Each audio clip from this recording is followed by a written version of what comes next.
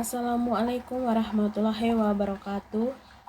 Perkenalkan, nama lengkap saya Beata Arnoldin Kue dengan NPM 2221004200125 kelas B. Di video kali ini saya akan menjelaskan tentang analisis kebijakan pemerintah terhadap permasalahan ketimpangan di Indonesia untuk memenuhi tugas UAS mata kuliah Ekonomi Indonesia. 1. Jenis kebijakan. Kebijakan yang digunakan pemerintah Indonesia untuk mengatasi ketimpangan sosial dan ekonomi adalah kebijakan pemerataan pembangunan dan bantuan sosial.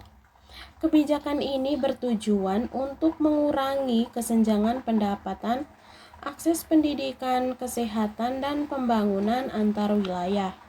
Ketimpangan di Indonesia terjadi karena beberapa faktor seperti perbedaan tingkat pembangunan daerah, perbedaan kualitas sumber daya manusia, serta ketimpangan akses terhadap pendidikan, kesehatan, dan lapangan pekerjaan. Oleh karena itu, pemerintah mengeluarkan berbagai kebijakan yang berorientasi pada pemerataan kesejahteraan masyarakat. Beberapa bentuk kebijakan yang diterapkan pemerintah antara lain: 1. Kebijakan bantuan sosial. Kebijakan ini bertujuan membantu masyarakat miskin agar dapat memenuhi kebutuhan dasar seperti pangan, pendidikan, dan kesehatan. Program bantuan sosial meliputi yang pertama, bantuan langsung tunai atau BLT. Kedua, program Keluarga Harapan atau PKH. Yang ketiga, Kartu Indonesia Pintar atau KIP. Yang keempat, Kartu Indonesia Sehat atau KIS. Kebijakan ini diharapkan mampu mengurangi angka kemiskinan dan meningkatkan kualitas hidup masyarakat. Yang kedua, kebijakan pemerataan pembangunan wilayah. Pemerintah berupaya mengurangi ketimpangan antara daerah maju dan daerah tertinggal melalui pembangunan infrastruktur seperti jalan, jembatan, sekolah, rumah sakit, dan sarana transportasi. Yang ketiga, kebijakan dana desa. Dana desa diberikan langsung kepada pemerintah desa agar dapat digunakan untuk pembangunan dan pemberdayaan masyarakat desa. Kebijakan ini bertujuan untuk meningkatkan perekonomian desa dan mengurangi kesenjangan antara desa dan kota. Secara keseluruhan, kebijakan-kebijakan tersebut merupakan bentuk upaya pemerintah dalam menciptakan keadilan sosial bagi seluruh masyarakat Indonesia. Yang kedua, ada kasus ketimpangan di Indonesia. Salah satu contoh ketimpangan yang terjadi di Indonesia adalah kesenjangan antara wilayah perkotaan dan pedesaan. Di kota besar seperti Jakarta dan Surabaya, masyarakat memiliki akses yang lebih baik terhadap pendidikan, kesehatan, teknologi, dan lapangan pekerjaan. Sebaliknya, di daerah terpencil, masih banyak masyarakat yang memiliki keterbatasan fasilitas pendidikan, kesehatan, serta akses transportasi yang kurang memadai. Selain itu, ketimpangan juga terlihat dari perbedaan tingkat pendapat masyarakat. Sebagian masyarakat memiliki penghasilan tinggi, sedangkan kelompok masyarakat berpenghasilan rendah masih kesulitan memenuhi kebutuhan dasar. Yang ketiga, realisasi kebijakan pemerintah. Pemerintah telah merealisasikan berbagai program untuk mengatasi ketimpangan antara lain bantuan langsung tunai atau BLT.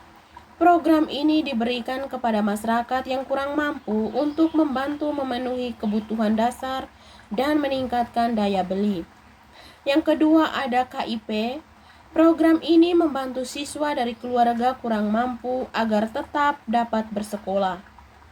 Yang ketiga, ada dana desa. Pemerintah memberikan anggaran kepada desa untuk membangun infrastruktur dan meningkatkan kesejahteraan masyarakat desa.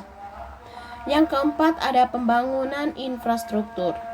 Pemerintah membangun jalan, jembatan, dan fasilitas umum untuk meningkatkan konektivitas antar daerah. Program-program tersebut di atas telah membantu meningkatkan akses masyarakat terhadap pelayanan dasar dan mengurangi ketimpangan pembangunan. Yang keempat, ada evaluasi kebijakan. Kebijakan pemerintah dalam mengatasi ketimpangan memiliki beberapa kelebihan dan kekurangan.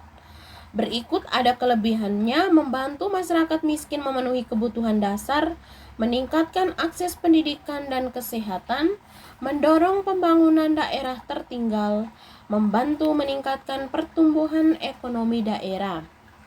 Sedangkan untuk kekurangannya, penyaluran bantuan terkadang tidak tepat sasaran, masih terdapat daerah yang belum merasakan dampak pembangunan secara maksimal, kurangnya pengawasan dalam pelaksanaan program, dan terakhir ada ketergantungan masyarakat terhadap bantuan pemerintah. Yang kelima, ada strategi. Menurut saya, strategi yang dapat dilakukan untuk mengurangi ketimpangan di Indonesia adalah memperbaiki sistem pendapatan masyarakat miskin. Pemerintah harus memperbaharui data secara berkala agar bantuannya tepat sasaran. Meningkatkan kualitas pendidikan dan pelatihan kerja. Pendidikan dan pelatihan keterampilan dapat membantu masyarakat meningkatkan pendapatan. Memperkuat pengawasan program pemerintah. Pengawasan diperlukan agar tidak terjadi penyalahgunaan anggaran. Mendorong pengembangan ekonomi daerah. Pemerintah perlu mendukung UMKM dan potensi ekonomi lokal agar menciptakan lapangan kerja.